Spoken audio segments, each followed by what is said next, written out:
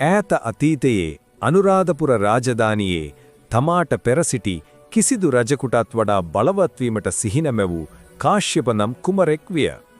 තන්හාවෙන් අන්ධ වූ කාශ්‍යප බලයට තම සිත සතුටු කළ හැකියයි විශ්වාස කරමින් සිංහසුන පැහැරගෙන තම පියාණන්ව සිරගත කළේය.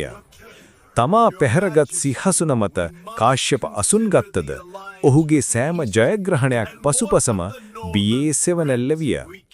බියෙන් විරන්තරයෙන් පීඩා විඳි කාශ්‍යප සිංහගල හෙවත් සීගිරිය නම් මහා පර්වතය මත කිසිවෙකුටත් බිඳ දැමිය නොහැකි බලකොටුවක් ගොඩ නැගුලේය.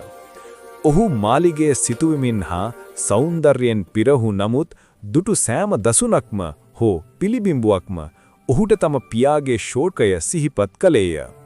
වසර ගණනාවකට පසු ඔහුගේ අර්ධ සහෝදරයා වූ මුගලන් යුක්තිය ඉල්ලා සාමය ස්ථාපිත කිරීම සඳහා සේනාවක් සමග නැවත පැමිණියේය. පරාජය අතලංග බව දුටු කාශ්‍යප තම උඩඟුකම තමාගේ සිතේ සාමය සොරාගෙන සිටි බව ප්‍රමාද වී වටහා ගනිමින් සිය කඩුවෙන්ම දිවිතොර කරගත්තේය.